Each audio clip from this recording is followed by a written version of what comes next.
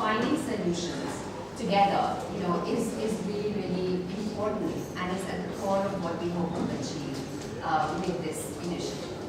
Okay, so I'm going to, the way we are setting this up is a moderated conversation that I'm going to host with our advisors. So we have an amazing panel today. I'm going to invite the panelists to join me, starting with you, Sharad. Sharad Sanghi is the Managing Director and CEO of Red Magic, an organization that he founded in July 1998, and now an entity communications company. He's an industry veteran with over 70 years of extensive experience in developing internet backbone infrastructure and providing internet services. He's also a part-time, non-official director on the board of Bharat Electronics Limited, appointed by the Government of India. And, of course, very proud to say, he holds a master's degree in engineering from Columbia University. So, welcome, Sharad. Thank you for doing this. Pirojsha Godrej, our next panelist, is the executive chairman of the Godrej Properties.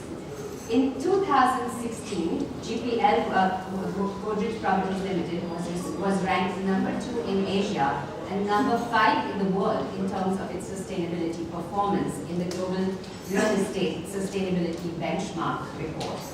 He has received the IGBC Green Champion Award in 2016, and he was selected as Person of the Year at the Jirem Awards in 2013.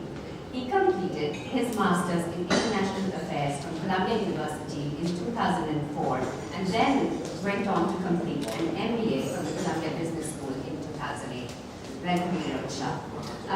Shom Hinduja, our next panelist, is the president of Alternative Energy and Sustainability at the Hinduja Group. He is formulating the group's foray into the alternative energy sector.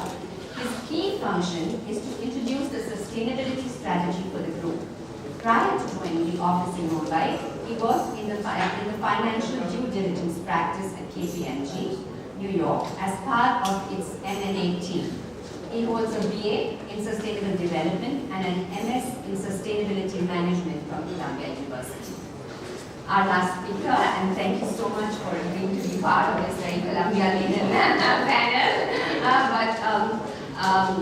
Last but certainly not the least in this space is Aparna Piramal Raje. She's, her popular column, Head Office in the Mint newspaper, which some of you must have read, looks at leadership through the joint lens of workspace design and management work styles.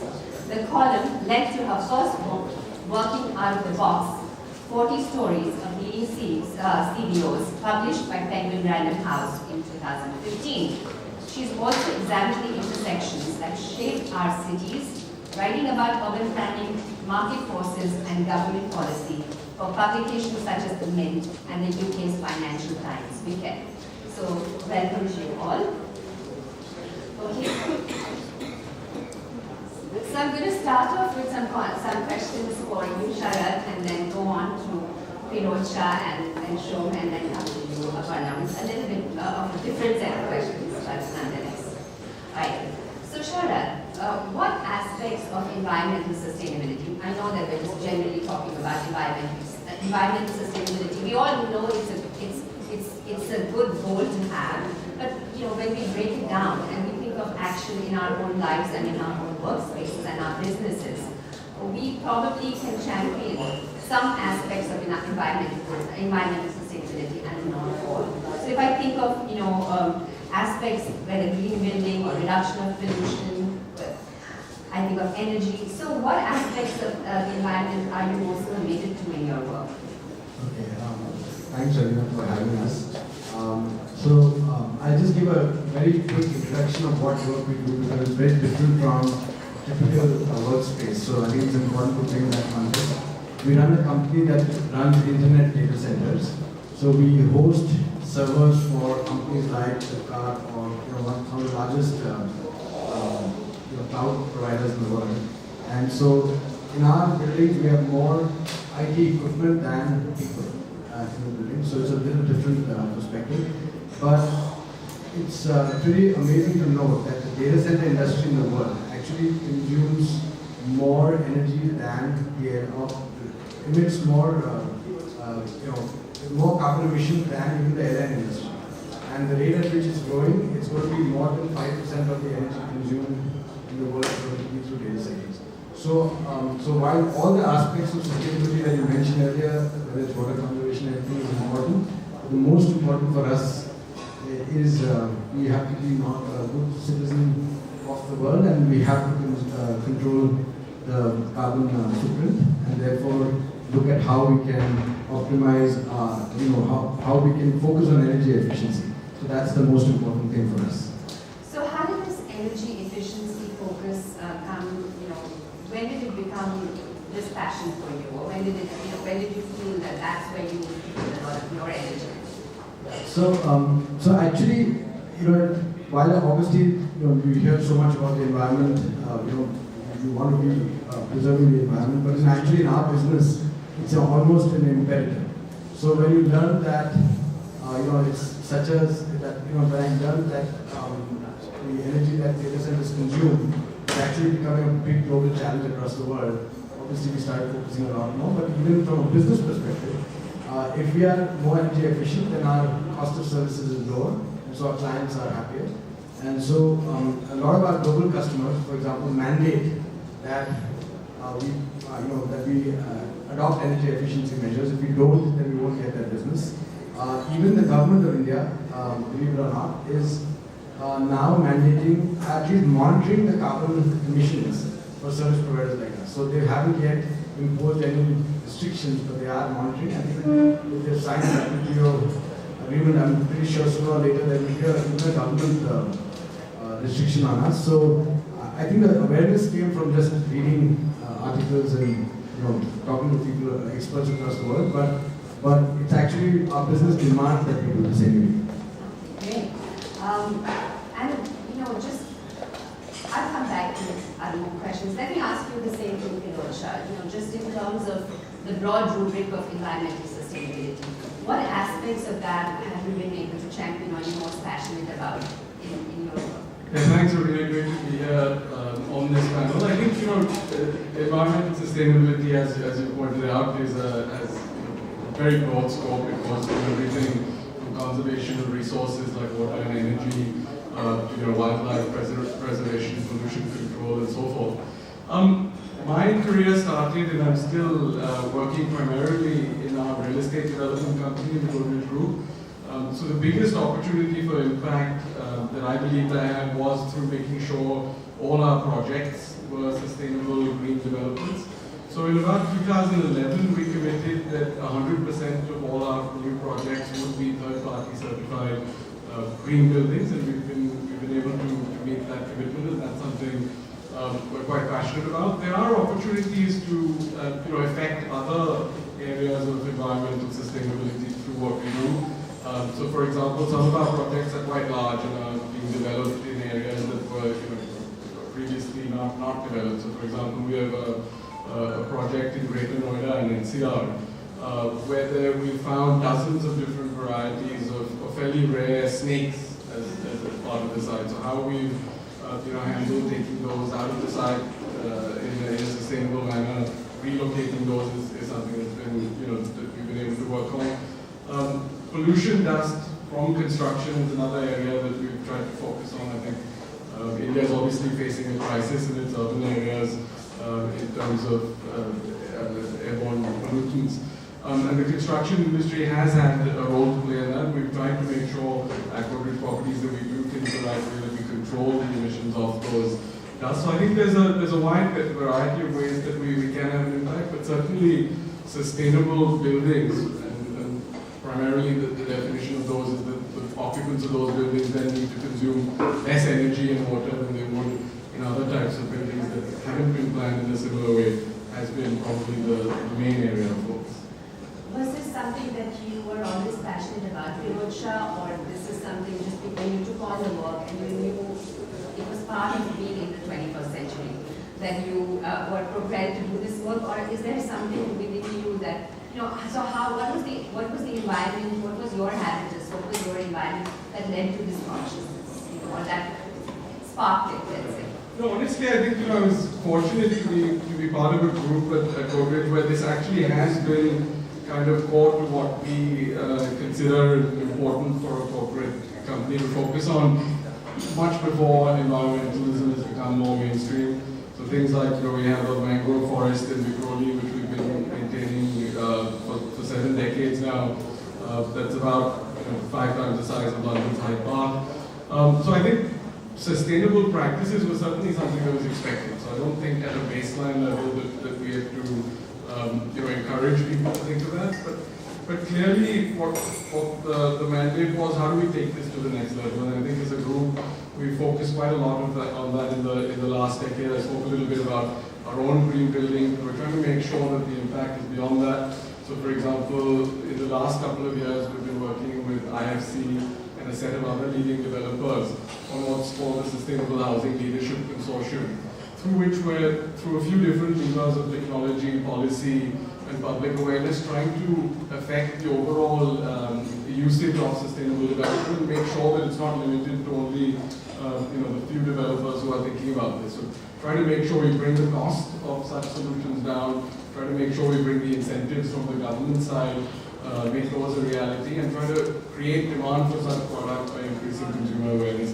So that's one example. We've also used our CSR budget primarily on environmental focused activities. So for example, in Mumbai, we've set up in cooperation, municipal cooperation, green waste to fuel plant that's now servicing 10% of Mumbai's green waste. Our solid waste management has been in the news for all the wrong reasons the last few days. There's been a construction ban that's now been repealed.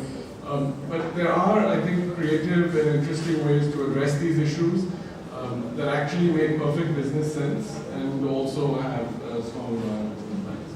Thank you. I'm just coming, Shom, I'm going to come to you in a minute, but because you said it makes perfect business sense, and this is something that triggered the conversations that Sharad and I have been having about, environmental solutions are not necessarily antithetical to financial planning or financial growth, right? That they are actually can spur financial growth. And your company is an example of that. So if you talk about that aspect. Yeah, sure. For every unit of electricity that a data center a server needs, almost 40 to 50% is wasted in things like, especially in cooling the server. And so it's very simple. If you reduce that cooling and you reduce the energy wasted, you reduce your cost of service. And that means you get more business, or you can share that with the client, and you also end up being good with the environment. So we've undertaken many measures to ensure that so in our business there is a factor known as PUE, or power usage efficiency. So which is the total load, the total electrical load divided by the actual useful load or IT load. Right? So what the denominator is what the servers consume, or the IT equipment of all these websites consume, and the numerator is the total load. And when we started this business in the year 2000, our PUEs were more in the range of 1.8, 1.9. That means for every 1 unit of work, useful work, we actually wasted, 0.8, 0.9, whatever. Very large amount of electricity was wasted. Our current PUEs are in the range of 1.37, which in an environment like Mumbai is amongst the best that you can achieve. In colder climates, you can leverage something known as free cooling to actually reduce that even further. But in places like Mumbai, where there's a lot of humidity, you can't. But there are many measures that we take. We've got, purpose-built chillers, which have a lot of, I don't want to go into technical details, but I can if somebody's wants out offline. We've got purpose-built chillers that improve our efficiency. We use renewable energy, of course, from providers like Shom. Not only that, we also do things like we don't allow hot and cold aisles air to mix. We have containment of hot air and cold air, and there are many such measures that we undertake to ensure that we reduce the quantum of electricity used, and that translates directly to our bottom line. Because if we obviously pass on this, we can't make money on power, so we pass on this benefit to the customers. But if we do that, we get more business, and therefore it helps us. So it's a win-win for both. Thanks, Sharad. Shom, I wanted to ask you, you've come back to India after working in New York, and talk to me a little bit about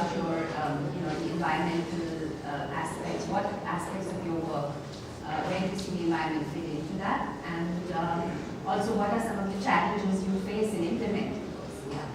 Thank you, Aparna. I moved back to India 3 years ago, and I've taken on the role of leading the group's sustainability initiative, and also built a renewable energy business for the group. Currently, we have 125 megawatts of solar generation capacity in India. This is split between utility scale in Rajasthan, Gujarat, and Maharashtra, as well as rooftop commercial and industrial for clients, factory buildings, as well as commercial buildings. The challenges that we faced, I guess, are that although sustainability makes sense, financial sense, there's not that much awareness. And I think that if we're able to increase that, the government can help in that, social bodies can help with that, corporates can help with that, we'll definitely get to a point where it will be most. You have a degree with focuses on sustainability, right? So this is something that you consciously chose to study and learn, and then to bring that back into business practices of a very legacy, corporate entity. So what were some of the adjustments you had to make in that? So fortunately, a lot of the companies are publicly listed and they have a life of their own. So and there are different parts of their journey, if you will. For example, IndusInd Bank, of which we're promoters, has been filing a climate change report since 2013. And only later did the government mandate that you need to have an integrated report. Ashok Leyland has a subsidiary based in the UK that's been supplying electric buses for the past 6 years. So we've been supplying that. And another good fact is that Ashok Leyland has it's been water positive for the past year 1.1 times. So we actually we use less water. We recharge the groundwater. Aparna, I wanted to ask you that you've now been researching and writing on this subject on innovation design in workplaces for a long time. So have you noticed when you started writing, from that time, when it was probably the questions themselves were innovations, right? I mean, they're very new. So do you notice a change in the businesses that, and in the leadership that you interview? First of all, Ravina, thank you for having me here. It's obvious that Columbia is going in directions that Harvard is not. So, I think that, it was really interesting. When we started writing this, I write this column called Head Office, which looks at CEOs and it tries to make a connection between the workplace and the work style. And when we actually were putting them together for my book, which came out a couple of years ago, I think only 2 out of the 40 CEOs were really passionate about environment, in the sense that there were others who would obviously invest in it, but these were really kind of passionate. And since then, we've seen a lot more. And I think the thing to see also, as we can see with the panel here, is that there are different reasons for getting into, for supporting the environment. And actually, environment is also not like just something that everybody has the same take on. And it's a bit like, you all like movies for different reasons. And actually, you can just apply that. So to explain, for example, some people are really into it because they believe in being frugal. So Meher Padamji of Thermax, when I met her, she was saying, look, I'm looking at it, I don't want to waste anything. I want to, like we talked about, I don't want anything to be, I want to try and make the most out of the waste that we have. Some people look at it very much from a kind of efficiency and agility point of view. So they're saying that like in a co-working space, if we have like 100 desks, can we actually accommodate 125 or 150 people by a lot of people sharing that space. So it's about being frugal.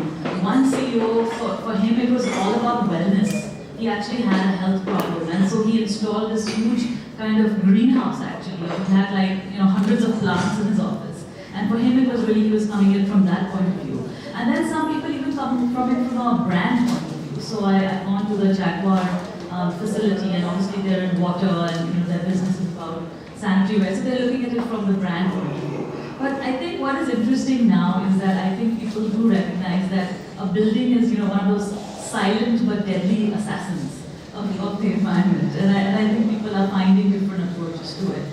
But the only thing I would say is that when a lot more people get into it, it becomes a little bit more of a checkbox also.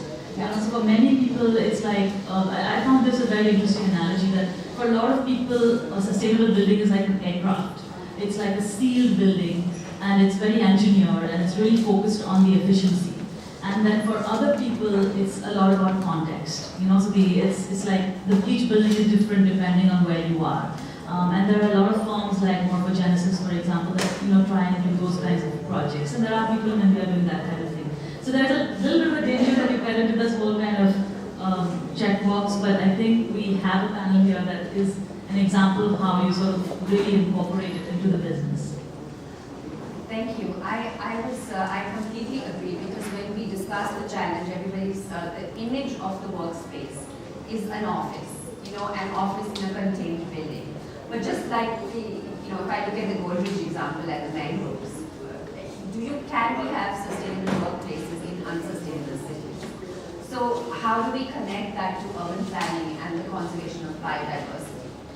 So both in terms of looking at our contained workspaces, but also in terms of looking at the broader city around us. And I think that's the point you're also... Yeah, because also the thing is, when you look at sustainable building, you look at cities, and of course you have to think of things like transport, housing, how do people travel, and obviously so many aspects of our lifestyle in Mumbai is just unsustainable.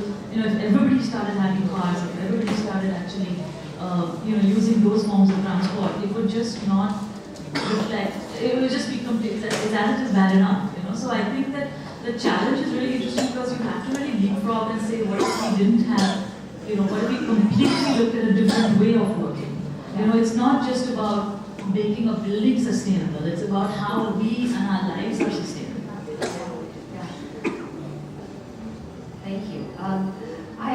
Just to stay with you, Aparna, do you find that newer companies are more likely to have, or is it easier for them to have a sustainability mandate because they're new and they can start new, because you use the word leapfrog, and they're not in that evolutionary frame where they have to slowly transform the heavy infrastructure that has already been invested in, but they can just start new and with a different... Yeah, well, newer companies are more likely to be broke, and bigger companies have a reputation to protect. So there are different reasons for getting into it. But certainly, let's see where we are today. Like this, the idea of the co-working hub is changing slowly, but it's impacting real estate, across many cities in India. It's impacting the startup ecosystem, for example. Earlier, if you started a company in Mumbai, you might go for a few hundred square feet in Nariman, and that's pretty dull compared to where we are today. So I think these kind of creative initiatives also help people live that more fulfilling life, and definitely a more efficient way of working too. Thanks. Shom, just from your experience, do you think Indian businesses are prepared for being sustainable? I know that you talked about the initiatives you've taken in your company, but if you were to reflect on businesses in general, what do you think some of the biggest barriers are in implementing or in creating even a sustainable framework? So I think Indian businesses are definitely ready because it makes financial and social sense. From an example of factory rooftops, it makes sense for them to adopt renewable energy because it's offsetting a portion of their power that would come from the grid. Majority of the case it will be coming from conventional sources, coal or natural gas, if you will. But what we would provide, for example, is a no additional cost solution to them. It would be offsetting their existing power price from say 7.8 rupees would come down to say 4.5 rupees or 5 rupees per unit, and about 10% or 8% between that range would be it's an immediate saving for them. So not only are they doing they're environmentally conscious, but there's also a positive economic aspect to it. I think the challenges, again coming back to the challenges, is the lack of awareness. I think because if we were to really put out there and the community were to get involved, I think we would benefit much faster. Sharad, you also talked about the lack of, you also felt that the business sector was ready, right? Yeah, there's lack of awareness, I agree with Shom completely. And also there is, if you're designing a green building, right, and Pirojsha can talk more about that, we also do, our data centers also been buildings. Our latest one is a platinum certified. But the capital cost to do that is definitely higher. And of course, if he takes the initiative that he just talked about, the cost will get lower. But right now, to invest in that, the one-time cost is higher. So a lot of businesses don't want to do that. And so it's not only awareness, but it's also the fact that we don't want to spend. Obviously, the recurring cost over a period of time, and also being good to the environment, will sooner or later benefit. There will be business will demand, your customers will demand that you are green, your government will demand that you are green. So it's sooner or later it will become mandatory. Right now, it's either lack of awareness or people don't want to invest in additional upfront cost, because it does cost more to do more environmental friendly ways. Pirojsha, just same question to you, and also to ask you about that snake issue. Yes, because we were talking earlier about having snakes in our environment. So, I mean, just looking at the biodiversity that you've committed yourself to, did that slow you down? And were these decisions that you had to convince your financial team, or you just like, let's go with the snakes, everyone's on board? I think honestly, your second question first, I think it's a little bit about the culture of the organization. Honestly, this decision happened without it even coming to me. The team on site realized this was the right thing to do, this is what we had to do. They coordinated with our corporate team to drive some of this and made it happen. So it was not something, frankly, that needed much top-down involvement from me.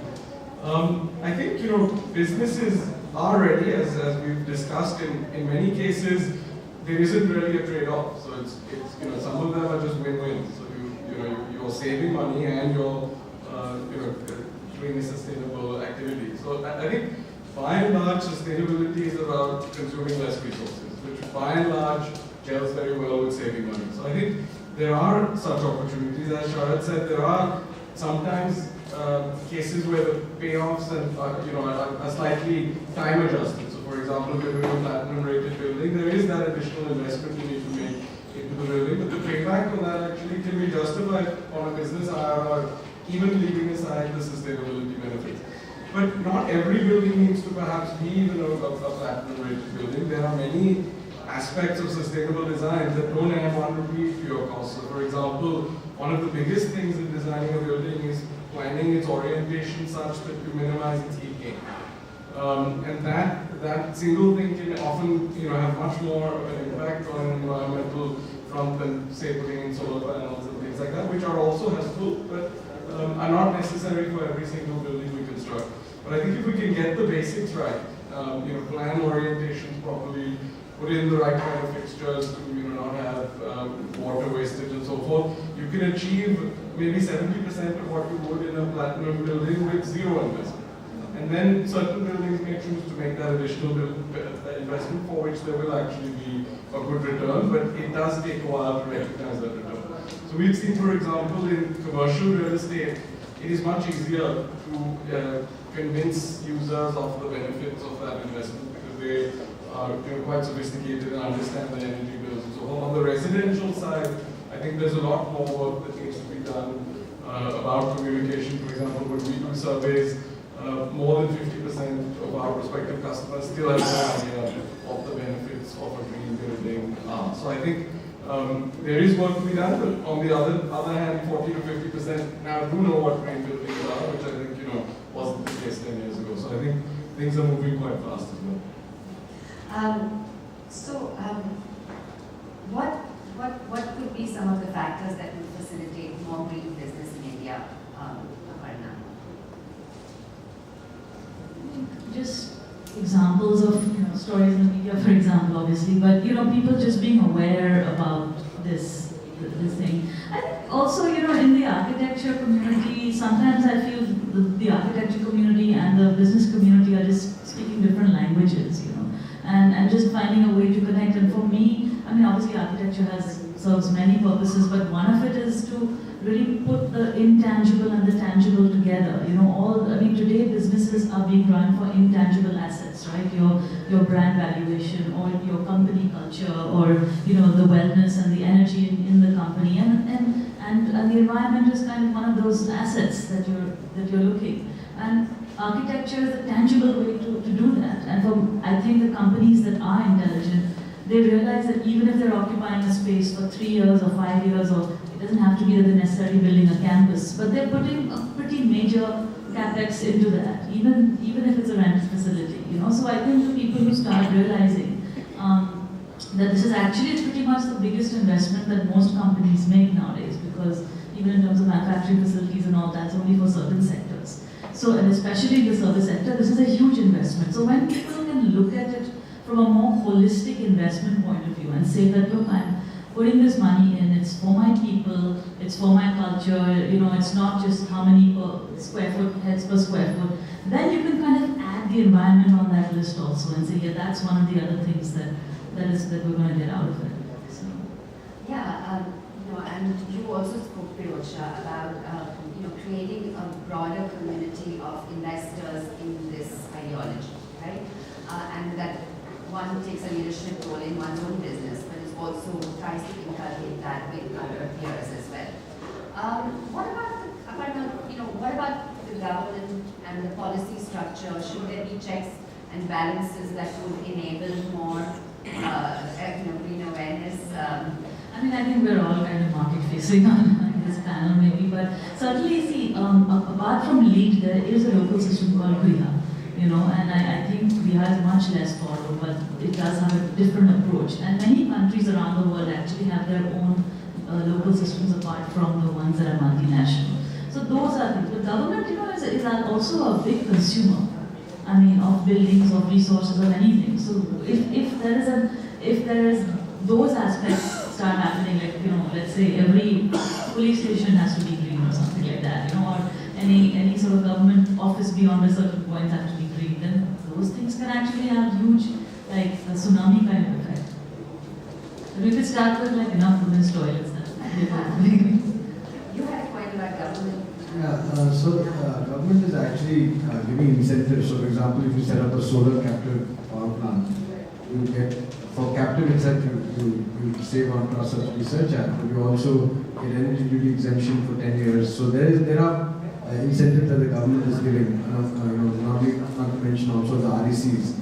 But also, in addition to that, I think they are also mandating, like in our business, they are mandating that you reduce carbon footprint. So far, there have not been any fines or penalties, but it's only a matter of time. So both from a regulation, of course, the flip side is that when you try to implement captive power plant, there are all kinds of arbitrary clauses in the law that is subject to interpretation. And that's a very massive investment that one makes. And so unless you're 100% sure, you can't do that. So there is some positive action from the government. I think there is positive action from the government on this. But there also needs to be, as is typical with our government, most laws are ambiguous and it is subject to interpretation, so that needs to change. One of the conversations that we had with the team that was visiting Columbia, when we were presenting research and alternative designs done on the Ganges by studios that were done by Columbia. So in the conversation, we're talking to the municipal commissioner, and one of the things that he mentioned was it's hard to know which technology is good. And it's hard to have that technical know-how, so you're putting forth an investment. And how do you know that that technology is not going to be polluting or is not going to be endangering? So how do you guys make technical choices? Could I ask that?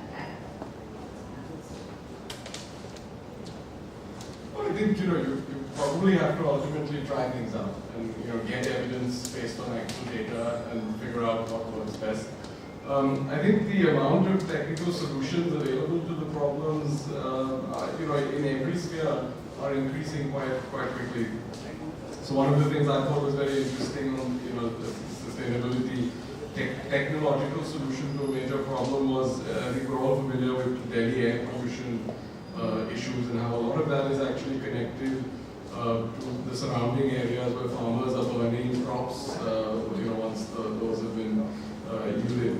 And I think there are good technical solutions now coming on board where these new planting machines can actually utilize the waste and strengthening the soil again, finding ways to do things that are environmentally sustainable but also value adding for the user. Because I think compelling farmers saying that it's mandated or you face consequences can only take them out. But I think if you can make it worth their while for them to see immediate benefit in it. So these technologies, for example, that I'm talking about is one called Happy Seeder, which you attach to a tractor and it takes the waste and converts it into converts it into material that's beneficial to the soil. Has now been tested extensively and shown to actually add material value back to the farmers aside from its sustainability advantages. Now I think there are going to be many ideas of technological solutions to these problems. Some are going to work, some obviously won't work. But I think the more we can experiment, the more we can get real data. And in today's world, it's quite easy to quickly get real-time, solid data and use that to base your decisions on. So one solution that came to my mind when I was researching was by a Netherlands-based studio called Studio Roosgaard. They created this smog tower. It'll add as a good source of awareness to be created.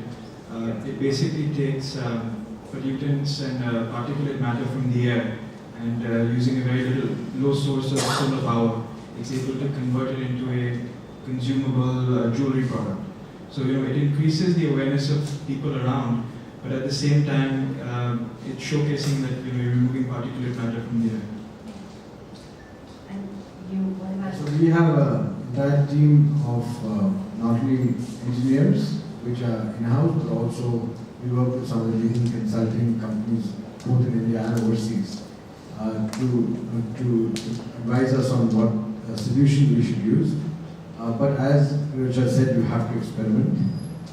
In our case, our ability to experiment is a little limited because for us, uptime is most important. I can't experiment on a solution trying to save energy and have my servers go down. So we have to use tried and tested. So we may not be able to experiment, but we do bring in new solutions in India that have not been tried out in Indian environment.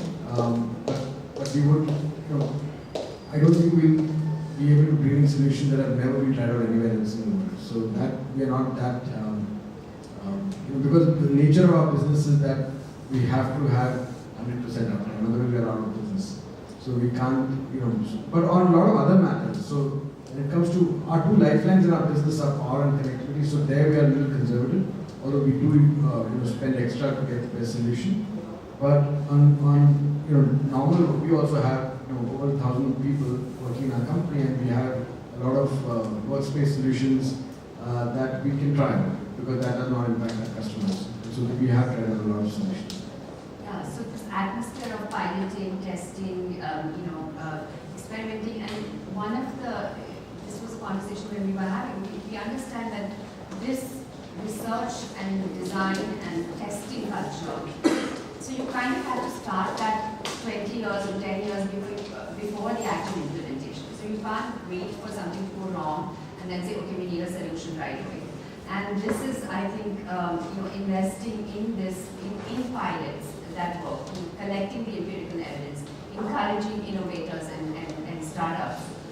So creating that conducive atmosphere for giving rise to these alternative solutions, but also testing them. So I think you all have pointed to these as being important in technical choices that you make. Aparna, I'm going to actually have a last question that is there to do, and then open up the floor. And just sticking on this issue of having because you studied the landscape. So what are some of the inspirational solutions that you've seen triggering in other parts of the country or the world, and some startups? Give us some examples of startups, that or new companies that we could learn from. So I think in terms of new companies, I think the people who are in the solar business or the certain business, the fact that people are seeing that this sector is growing and that people with large sized, sort of wallets in this space, I think that's very, very encouraging. This wasn't there, And I just have to give a personal example. When I moved to the UK in 2005 for a couple of years, and at that point, climate change was like really not part of the vocabulary. So sometimes we also just forget how far we've tried to come since then. In terms of ideas, I think that that India can actually, it has so many diverse climates, okay? It actually has everything. You've got one of the coldest, the wettest, and the hottest parts of the world here. And a lot of ideas in building that could actually be exported. So this one idea of passive cooling, which I haven't studied in very great depth, but I know some people who work in this area, the idea of trying to, cool a building without air conditioning and using water in a different way, just using energy differently, is something that I think has been tested in some buildings, and those are ideas that could go to other parts of the world. And I think maybe it's fitting to just end a little bit with this lovely quote from D.D. Doshi, who's been a pioneer in this space and is a Pritzker Prize winner also. And he said that energy historically was considered sacred in India. So I think that we often look at it also from this point of view of when we look to conserve something, it's also not just because of the bill attached to it, but also because that this is something sacred. And maybe that's an idea that can also inform the way we look at conducting this business or spreading the ideas around it. Yeah, I mean, in terms of the perception and the discourse of where low and middle income countries stand, and countries as large as India, as fast growing as India, are often looked at and are there's a lot of pollutants and there are lots of problematic aspects of work happening here. But also, it's important not to forget that besides the consumption argument, we don't consume as much as the West. Besides the consumption argument, I think it's important to note that we also had solutions and we also had ways of simply living that were not necessarily only frugal, but were also kind of conducive. Just from going into every household paper and glass recycling economy, we have changed so drastically into a plastic packaging economy in urban areas. So that has happened in the matter of a couple of decades. So it's not always been the case that we've always been polluting. So to remind ourselves of those historical jewels and gems, and that we can come back to learning. We don't have to go back. We can take global examples and we can also contribute. Last word, Sharad, something that you want to share that you found is inspirational? I think Aparna mentioned about acid cooling. So acid cooling is something that we also use, free cooling it's called, where you use the outside environment. We don't completely get rid of the air conditioning, but whenever the climate is cold enough, we shut down our ACs and use the outside air to cool. That's already evolving, but there's, talking about what you said about our tradition, and in Ladakh, I came across this person who spoke about how they use passive heating.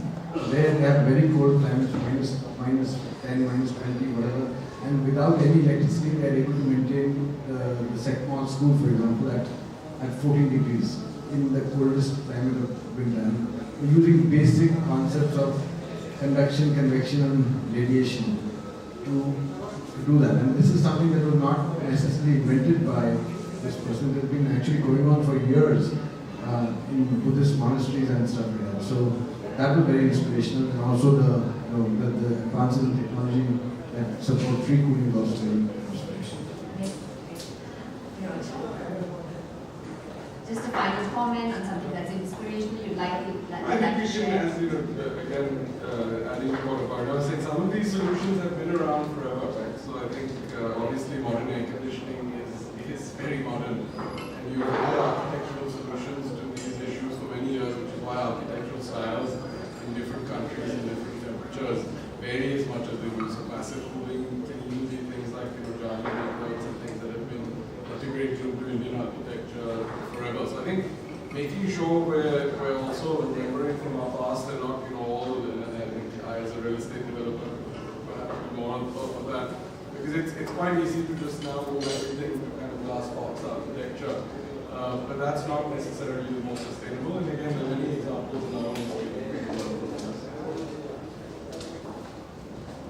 So just in line with what everyone said, sustainability is a part of Indian culture. Whether it be Bangarwalas or recycling has been a part of it, and also sustainable architecture, as Pirojsha and Sharad also mentioned, whether it be passive cooling, thermal management of buildings, or Hava Mahal in Jaipur, it's been around. If we learn from those existing buildings, we really find the right solutions. Yeah, and just want to say, look like we have a lot of inspiration for this innovation challenge. Where to start looking at it.